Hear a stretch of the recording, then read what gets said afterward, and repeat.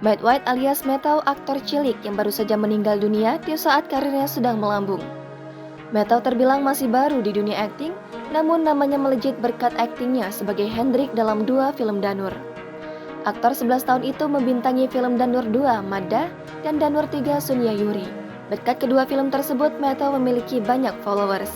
Sejak membintangi 2 film Danur tersebut, wajah Matthew terpampang dalam beberapa iklan.